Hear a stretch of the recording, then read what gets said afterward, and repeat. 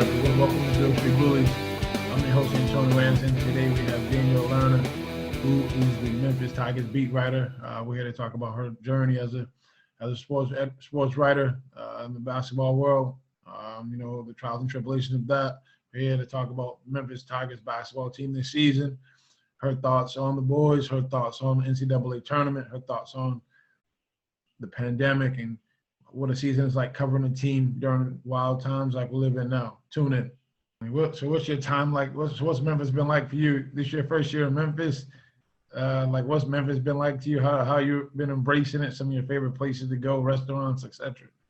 Yeah, it's been weird, like moving to a new place during a pandemic for sure, because you're not getting like the full experience. But it was nice that I got here in August, so it's still warm out. I've spent a lot of time outside and down by the river and kind of seeing everything that there was to see before it got cold and before restrictions shut stuff down again. But I live in Midtown, which I really, really love that neighborhood. It's been great. That's really where I spend most of my time if I go on walks or runs. I'm going to Overton Park a lot. Restaurants around here have been great. Like, I live right by the barbecue shop and Casablanca and Tamboli's Pizza and like so many good wing places. I mean, man, the wings have really been like my crutch here. Yeah. Yeah, I'm a big fan of that city. I go back quite often. I'm a big Corky's guy, a big barbecue guy. So I love the barbecue. I love Central Barbecue as well. That's probably my favorite. That was the first meal that I ate in Memphis. The first night I got here, I got Central Barbecue and took it over to Levitt Shell and ate on the grass. It was great. That was awesome. It's also one of my favorite places ever.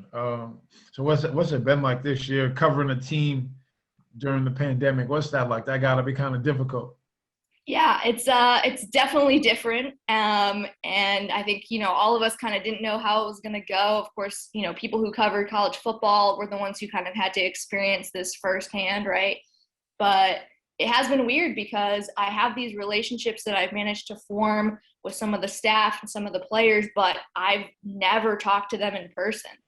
I met a couple of them back in either August or September. They had a unity march on campus to raise awareness for social justice and racial injustice, and I went to that and kind of bumped elbows with a couple people. But other than that, I mean, even at games, usually we would be down on the court, and this season we're kind of behind the basket up on the first concourse level. So I couldn't even yell down to someone if I wanted to, really. So it's definitely been really different, and all the interactions are via Zoom or via phone. But it's at the core, like journalism. My job is about building relationships, and I think like it's definitely harder to do that when you don't have the in-person interaction, but it's not impossible. It's just all about communicating and making sure you find ways that you can still communicate as often as you would during a normal season. Yeah, no, I figured it would be different because like when I played, it was just more like it was very hands-on with you guys in the media who cover the team and things of that nature. So it definitely got to be a little different now, I'm sure, especially with the craziness going on with the pandemic. What's it like being a female covering college basketball? There's not many. What's that like for you? Like some of the challenges, some of the things you loved about the job, and just like how you go about things. Yeah, I think there are actually a lot more of us than people realize. And we all lean on each other and know each other, and that's a network that has been really helpful to me, not just other people who cover college basketball, but just women in all of sports journalism. You face the same challenges, I think, no matter what league you're covering in some way. But I think the hardest thing to overcome really is the perception. Day to day, like, I'm not waking up like, oh, time to do my job as a woman in sports today. Like, let's go. It's not something that you consciously think about as something you have to deal with. But I mean, subconsciously, like, I know there are ways that I have to do my job that is different than how a male colleague has to do his. And that's little things like if I ask a source for their phone number, I have to make sure that I am crystal clear that this is only for work purposes. That is why I'm asking for your phone number, to call you and ask you about this team, or call you and ask you about this. And that's something that a male journalist doesn't have to clarify or specify. He doesn't have to worry about someone getting the wrong idea of why you want to talk to them or why you want to meet up with them. So it's just kind of the little things like that, but you can't let it bother you that much. I mean, I think the good thing is, honestly, I have never experienced any sexism from players or coaches. I think those are the people who are used to it. They just see reporters as reporters. If you do your job well, you ask them good questions, you show that you know your stuff, they're going to respect you and they're going to talk to you, with respect. It's more comes from readers or fans, or sometimes, honestly, other older male colleagues in the biz who maybe, want to look down their nose at you a little bit. What was it like? I know, you cover college basketball, then you get the Memphis job this year. What was it like knowing you were coming to cover Penny Hardaway?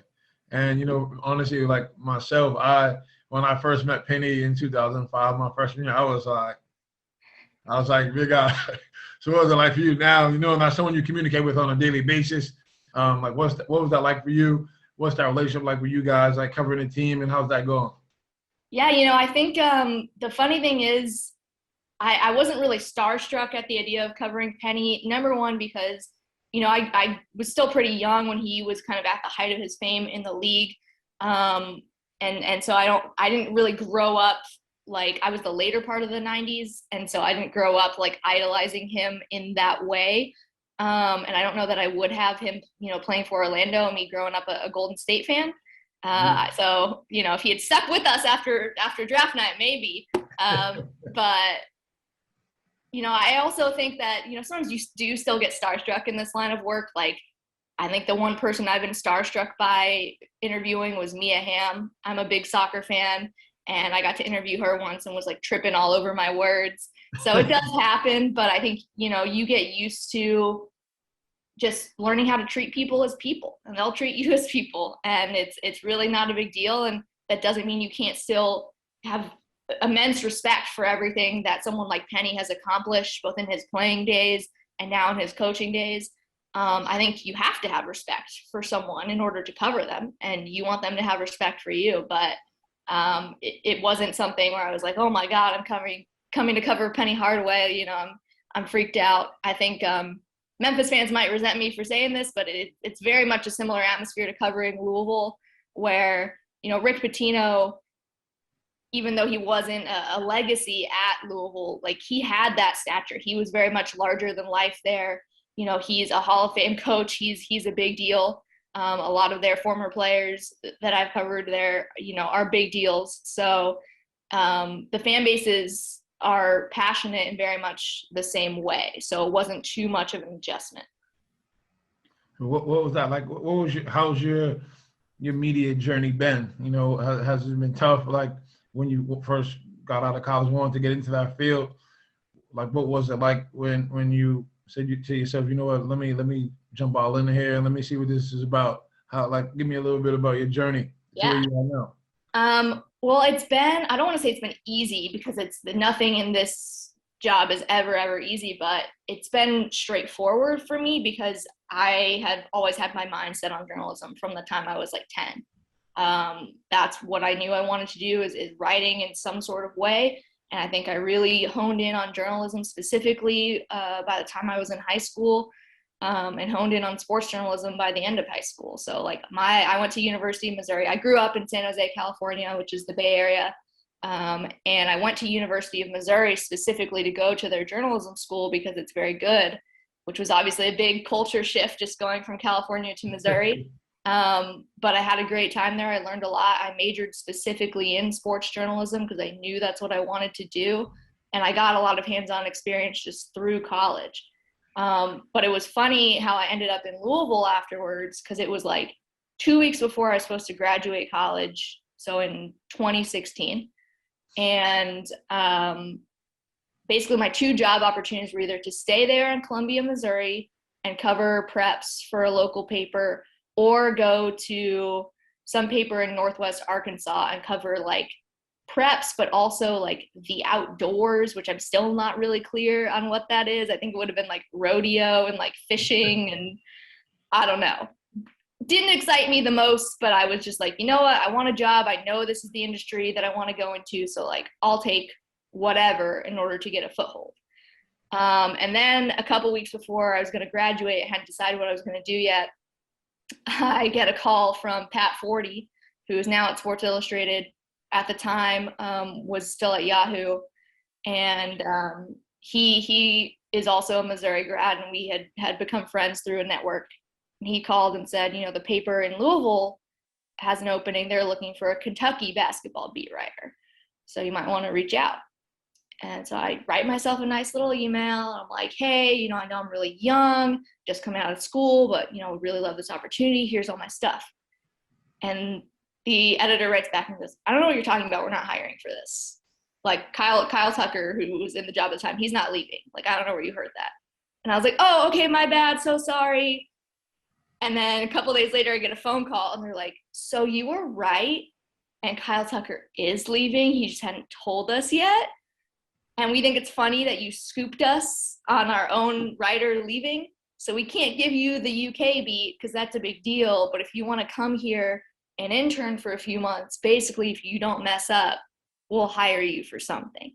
And so that's how I wound up in Louisville and, you know, had a bunch of different jobs there, but worked my way up to the Louisville basketball beat over the course of 3 years and you know, covered that team for a while, and then, you know, covered them for the Athletic for the last season. So, you know, I think the moral of the story here that I always tell like anyone else who wants to get into journalism, no matter what your background is like, use your network and take your chances. Like, it never hurts to ask for something. It never hurts to reach out and make connections with people, because like, that's how this works. That's how I ended up in Memphis as the editor here.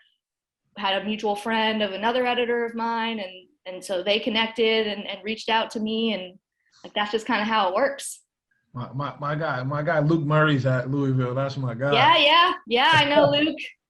I know Luke well. Yeah, he coached the AU program that I played for, the New England Players, before he got into college, and I knew him very well. I talked to him quite often. He's an awesome dude. Awesome. Yeah, he's a good dude. He somehow knew I was coming to Memphis before I like had told anyone. He texted me like, "Congrats on Memphis." I was like, "How did you know?" He's a good dude.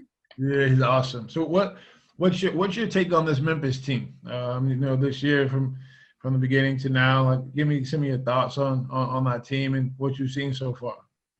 You know, it's been really interesting because it's been such a roller coaster of a season, right? I think that the expectations were really high, and I don't think that those were overinflated. I think that based on the talent they had, you know, picked to finish second in the conference, that's where they should be. All the expectations and preseason accolades that these players earned, like, they deserved them. But they haven't lived up to them, and that's on them, and that's because of some of what we saw in the non-conference and beginning of the conference play, which was just kind of a lack of identity. And, you know, a penchant for selfish play, for, you know, if a play breaks down, they just hold the ball and kind of wait for an ISO situation to open up. And, you know, as you and everyone else knows, that's not a sustainable way to go throughout an entire basketball season. So it's been interesting seeing them in these last couple of weeks really seem to find a groove offensively, because on defense, I think we all know, like, that was never really in doubt. That was always going to be, you know, the baseline foundation of this team is the hard-nosed pressing D. And I love watching that style of defense. Back when Rick Pitino kind of ran his defense at Louisville, was very much that same kind of trapping, deflection, steals. And I think that's really exciting basketball to watch. But, you know, I've enjoyed seeing the different wrinkles that Penny has put into the offense, not just the Lion set, but a lot more motion, a lot more stuff where they're starting in like a 1-4 and having backdoor cuts. So I think if they continue with that, you know, hopefully this pause doesn't derail that momentum. Yeah, no, definitely. I agree. I think, you know, watching them, I'm like, defensively, I really don't have any worries. There's always offense. And, you know, I think the offense that we were running, when I say we, because I still feel like I'm a part of the team. But, you know, it's like they were running NBA sets and a lot of sets for guys who playmakers. And I think, we lost those guys last year. And I think Penny and the staff adjusted to the guys that they have now and kind of said, you know what, we have to change things up. We got to put these guys in a little easier situations. And they start to overcome those droughts that they had offensively, and kind of, I think, allowing Landers to kind of be the guy offensively a little bit. And, at first seemed like not the coach, but some of the guys were fighting it a little bit. And, I think now that they're all more comfortable in that offensive mindset, like, the wins started coming, and, sad the pandemic hit them, COVID hit them guys. But I was super excited to kind of see what we were about with playing against Houston at Houston that last Sunday. But hopefully they can make that game up if possible. But I definitely agree with you on that for sure. Yeah, I think Landers emerging kind of as like the guy, like you said, has been really important, because you need a hierarchy when you're out there on offense sometimes, right? Like, you need to know, okay, if all else fails, like, who are we going to take this shot? And what are the best ways to get him those shots that he wants, which for him have mostly been behind the arc. But I like that lately he's been putting the ball on the floor a little bit more. I think it gives them a little bit more of a dynamic aspect to the offense. So what is your take on, will they just jump right into the NCAA, the conference tournament? What's your take on the conference tournament? How do you like our chances? Who do you feel outside of Houston kind of may be a threat to us?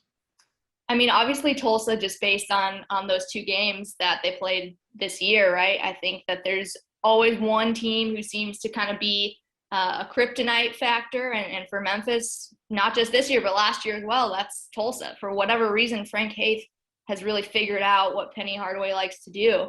Granted, they've made all of these adjustments we just talked about since the Tulsa game. So I'd be interested to see if they did meet up in the AAC tournament, if things would go any differently. But I think that's the one team that you definitely would want to avoid in that bracket besides Houston. But everyone else, even some of the games earlier in the season where they didn't play the great, like South Florida, who they're supposed to play again before the end of the regular season, that was a tight game. But I think that was December, end of December 29th. You look at that team in that game compared to now, to me, they look so different. Yeah. So, it's hard to predict because the team has changed their schemes so often. I think how they'll fare against teams that they've already played. But I would say that, definitely a top 3 seed in the conference tournament is well within reach. Oh, okay. And, that'll definitely kind of get them a bye, I'm sure, in first round. And I'm rooting for them. I'm always rooting for them. If we have Danielle's crystal ball, where do you predict Memphis in the postseason? Honestly, right now, NIT. I don't think, unfortunately, because of the games that got wiped off the schedule, that they have enough big opportunities left. And this is assuming that none of these 4 canceled games get rescheduled. We have to be pessimistic in that nature, right? It's tough to do that. If they could reschedule one, it would be most advantageous to reschedule the game at Houston, just because that's a big opportunity where, if they lose that game, it's not going to sink them any lower. But if they win that game at Houston, that's a huge deal. But the one remaining home game that they have against Houston right now, of the 4 games that they're scheduled to play, is really the only opportunity for a signature win, because right now their best win would be that win over SMU here at home. And SMU even is really not even a bubble team. So, when you're just looking at the net and the team sheets and stuff like that, they had some opportunities earlier in their schedule. Auburn would have been a great win in the non-conference if they could have gotten that done, but the conference isn't strong this year. So they don't have a ton of opportunities to prove themselves, unfortunately. Well, hopefully, I think, hopefully, like we all think, they could make some noise in the conference tournament if allowed to play it. I think if, they can get in there and get to that title game, then anything can happen. Absolutely. That's the best shot right now. I think either beating Houston in the very last game of the regular season. If they beat Houston, they don't have to do as well in the conference tournament, obviously. If they don't beat Houston, you can make a run. Yeah. Hey, Danielle, I appreciate it so much. I appreciate your time. I'll definitely be rooting for them when they get back playing. Hopefully it's soon. Again, thank you so much. I appreciate all you do for Memphis. Thank you again. For sure. Thank you for the opportunity. No problem.